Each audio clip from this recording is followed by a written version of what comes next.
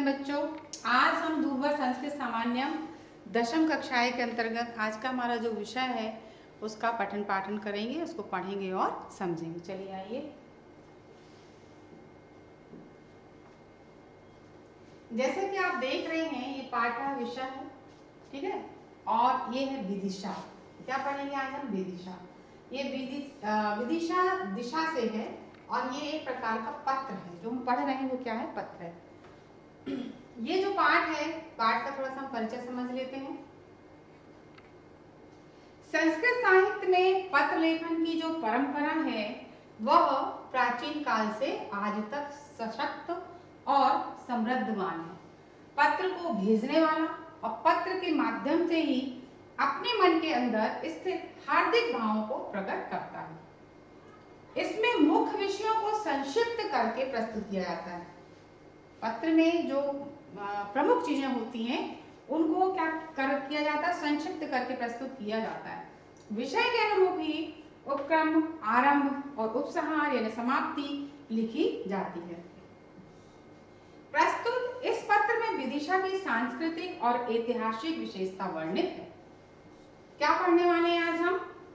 इस पत्र में विदिशा की सांस्कृतिक और ऐतिहासिक विशेषता के विषय में आज हम पढ़ेंगे और समझेंगे। जैसे कि दिया है, शासकीय उच्चतर माध्यमिक विद्यालय सिंगरौली नगरम मध्य प्रदेश। तो सिंगरौली नगरम मध्य प्रदेश पूज्यपादः पितृचरणः सा समृद्धि वादये अत्र कुशलम तत्रासु पितृवं विदित स्यादिदं यत् मम स्वाध्याय संप्राप्ति सुष्ठुतया प्रचलति। विगते सप्ताहे अस्माकं विद्यालय शैक्षणिक भ्रमण दल विदिशा नगरी गतवानासीदिति तेन दलेन सह अहमपि तत्र गच्छामि। मध्य प्रदेशस्य नगरीय पौराणिकी ऐतिहासिकी च वर्तते। विदिशा पूर्वस्मिन् काले भेल्सा इति नाम्ना सुविख्याता आसीत्। एतस्य कारणं सूर्यदेवतायाः मन्दिरस्य भेल स्वामिनी इति लोकविख्यातिरेव पुरा विदिशा नगरी समुन्नतमेकं वाणिज्यिकं केन्द्रमासीत्। योगदर्शनस्य प्रणेता व्याकरण महाभाष्य कर्ता महर्षि पतंजलिः सम्राट अशोकोऽपि विदिशया सह संबद्धौ आस्ताम। ये जो हम विदिशा नगरी की जो उसकी ऐतिहासिक चीजें हैं, जो पौराणिक नगरी है और जो जहाँ पर व्याकरण के महाभाष्य और महर्षि पतंजलि और अशोक, सम्राट अशोक का भी इससे संबंध रहा है, आज हम उस विदिशा नगरी के विषय में पढ़ेंगे और समझेंगे। चलिए इसका यहाँ पर देखिए, यहाँ सब कुशल है, वहां भी सब कुशल है। पिताजी, आपको यह ज्ञात हो कि मेरा अध्ययन इस समय ठीक प्रकार से चल रहा है। पिछले सप्ताह हमारे विद्यालय का शैक्षिक भ्रमण दल कहाँ आया? विदिशा नगरी गया। उस दल के साथ में वह भी थे। मध्य प्रदेश की यह नगरी जो पौराणिक और कैसी है? ऐतिहासिक है। विदिशा के पहले के समय में भेल्सा नाम से प्रसिद्ध है। किस नाम से? भेल्सा। ये वस्तुनिष्ठ क्वेश्चन के रूप में आपको पूछा जा सकता है। इसी कारण यह है कि सूर्य देवता के मंदिर की भेल स्वामिनी के नाम से लोगों में प्रसिद्धि है। सूर्य देवता के मंदिर की किसके नाम से? भेल स्वामी के नाम से। प्राचीन समय में विदिशा नगरी उन्नति को प्राप्त एक व्यापार का केंद्र थी। योग दर्शन के प्रणेता, निर्माता, व्याकरण के महाभाष्यकर्ता महर्षि पतंजलि और सम्राट अशोक भी विदिशा नगरी से संबंधित थे।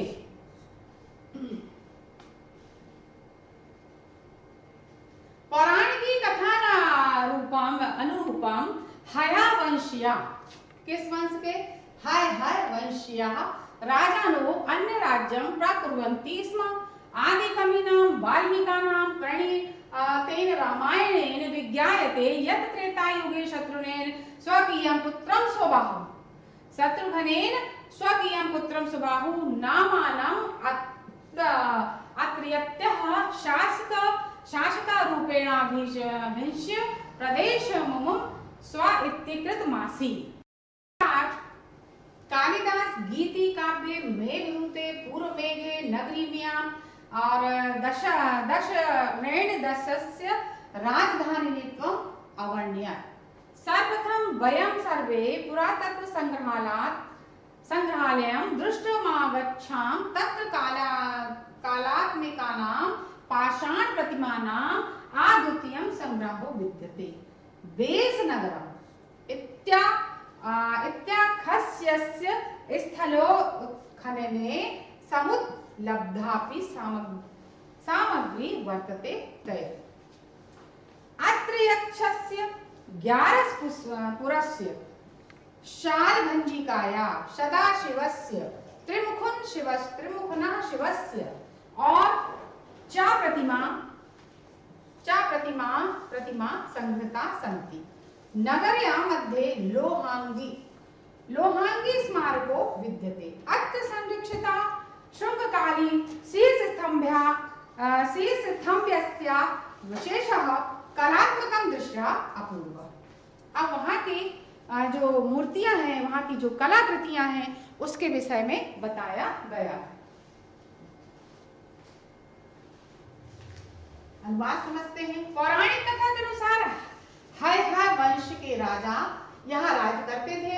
आदि कवि वाल्मीकि के द्वारा रचे गए रामायण से जाना है कि त्रेता युग में शत्रुघ्न ने अपने पुत्र शत्रुघ्न के पुत्र का नाम है सुबाहु नामक पुत्र को यहाँ शासक के रूप में राजाभिषेक करके प्रदेश को अपने अधीन किया था। कवि कुलगुरु कालिदास ने गीतिका मेघदूत में पूर्व मेघ के इस नगरी का दशाण देश की राजधानी के रूप में वर्णन किया। सबसे पहले हम सब पुरातत्व संग्रहालय देखने गए।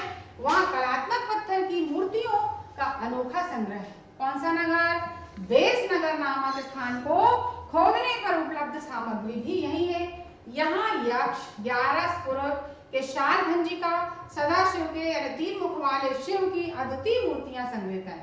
नगरी के बीच में लोहांगी स्मारक स्मरण करने वाला यहाँ संरक्षित शुंगकाली शीर्ष स्तंभ के अवशेष और बचा हुआ कलात्मक दृष्टि से अपूर्व है। यहाँ की जो ऐतिहासिकता है, यहाँ की जो पौराणिकता है, यहाँ की जो मूर्तियां हैं, है ना, जो कलात्मक चीजें हैं, उनका हम विदिशा नगरी के इस पत्र के माध्यम से पढ़ रहे हैं और समझ रहे हैं।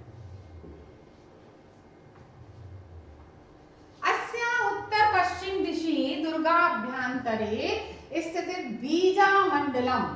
क्या है? जो शब्द बोलती जा रही हूँ ध्यान से। बीजा मंडलम चर्चिका देव्या मंदिर मिनम विजया देव्या अपराधीधेन विजया मंदिर मिति नामना लोके प्रसिद्ध मागा। वेदवत्या वाम तटे क्रोशेकमेकं दूर वर्तते होलिका ओडोरस स्तंभ इति इयं तु शुंग नृपतेः काशीपुत्र भागभद्रस्य शासनकाले विनिर्मिता वास्तुकृतिरस्ति। स्तंभोपरि समुत्कीर्णे लेखेन ज्ञायते यत् तक्षशिला वास्तव्यस्य दिवस्य पुत्रो हेलियोडोरस नाम्ना यन्वाधिपतेः अंतलीकस्य राजदूतत्वेन। क्या बोला मैंने? अंतलीकितस्य राजदूतत्वेन वेदेशिको भवन्नपि श्री वैष्णव धर्मस्य दीक्षां गृहीतवान्। अत्रत्यो गरुणा शीर्ष स्तंभो हिंदू धर्म प्रति तस्योदार भावना संसूचयति।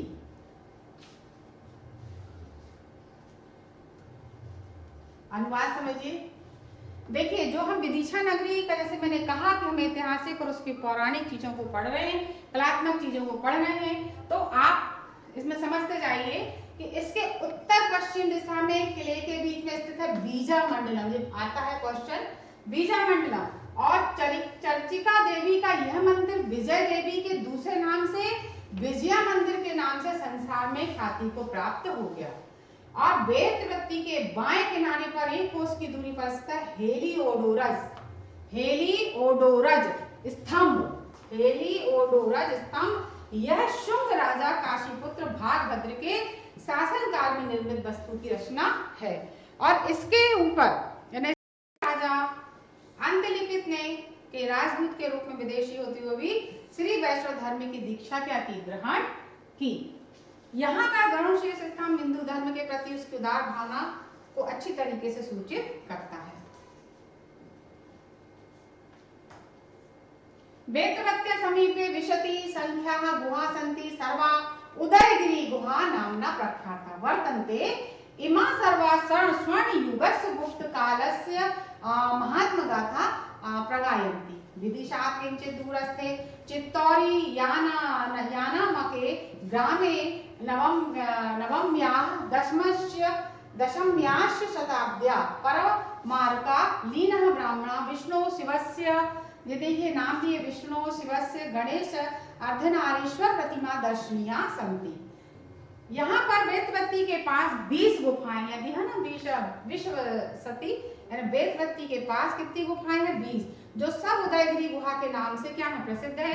ये सब स्वर्ण युग गुप्त काल की महिमा गाथा को गाती है। विदिशा से कुछ दूर स्थित चित्तौरिया नामक गांव में 9वीं और 10वीं शताब्दी की परमार काल की ब्रह्मा विष्णु शिव गणेश अर्धनारीश्वर की मूर्तियां देखने योग्य हैं।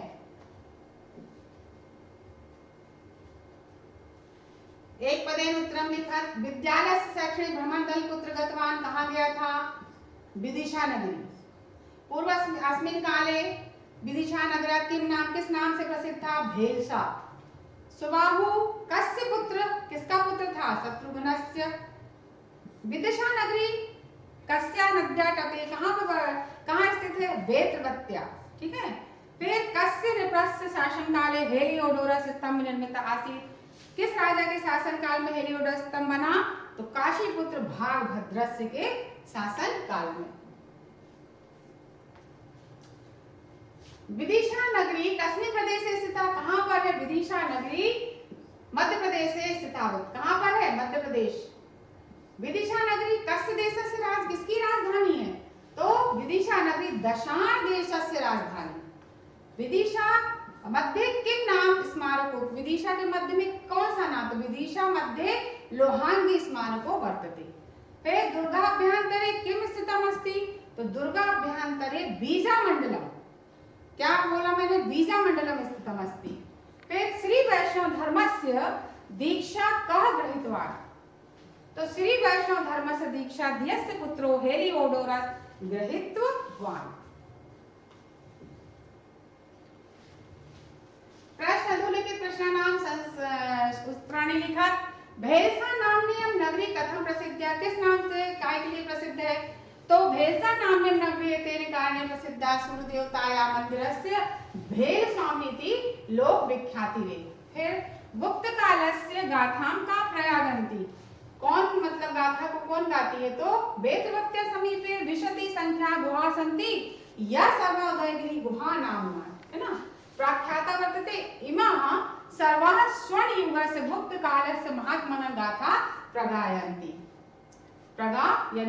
फिर विदिशा नगर्या का प्रतिमा दर्शन, कौन सी मतलब मूर्तियां देखने योग्य हैं, तो विदिशा नगर्या नवम्या दशमाश्य शताब्द्या परमार कालीना ब्रह्मा विष्णु शिवस्य, है ना, ब्रह्मा विष्णु और महेश, है ना, और गणेश अर्धनारीश्वर प्रतिमा दर्शनीया सन्ति।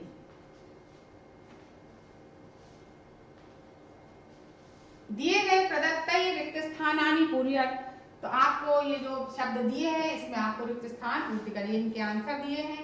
पहला दिया अत्र खाली स्थान तत्राप्यास्तु, तो क्या आएगा, कुशलम, क्या आएगा, कुशलम, ये दिया है। फिर वयं सर्वे पुरातत्व संग्रहालय आगच्छामः, तो क्या आएगा, दृष्टुम, ठीक। श्री वैष्णव धर्मस्य दीक्षा, तो क्या की, गृहीतवान्। हिंदू धर्मं प्रति तस्य खालिस्थान संसूचयति, क्या आएगा, उदार भावना।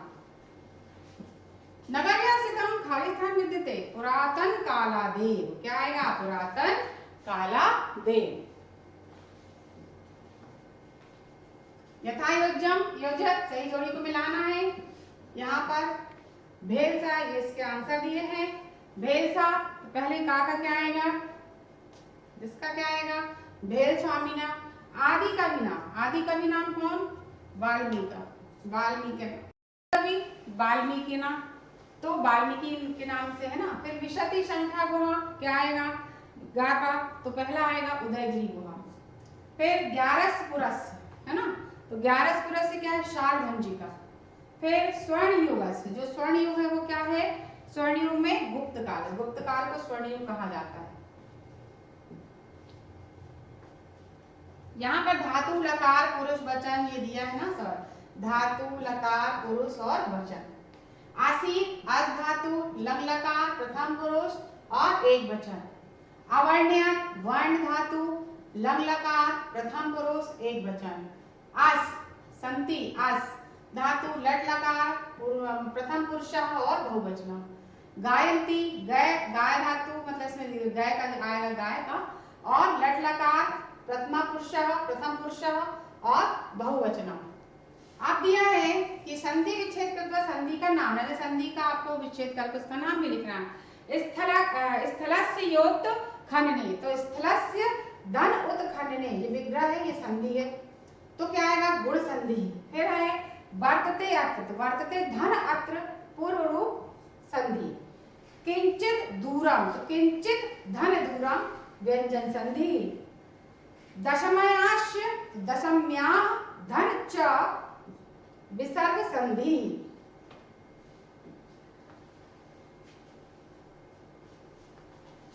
इस प्रकार से जो मैंने बच्चों आप लोगों को आज विदिशा नगरी जो पत्र है, पत्र के बाद मतलब पढ़ाया, उसमें हमने आज वहाँ के जो ऐतिहासिक चीज़ें हैं, जो पौराणिक चीज़ें हैं और जो दर्शनीय स्थान हैं, तो वो सब चीज़ों के विषय में आज हमने पढ़ा और समझा।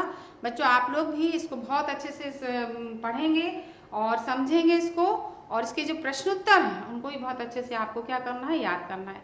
और बच्चों मैं बार बार आपको बोल रही हूँ आप लोगों से कि जो भी संस्कृत के प्रश्नोत्तर हैं और जो श्लोक हैं, पत्रलेखन है, निबंध हैं, गद्यांश पद्यांश के उत्तर, बेटा वो आप सब लिख लिख करके बहुत अच्छे से याद करते जाइए, और वस्तुनिष्ठ प्रश्नों को भी आपको बहुत अच्छे से तैयार करना है। धन्यवाद बच्चों।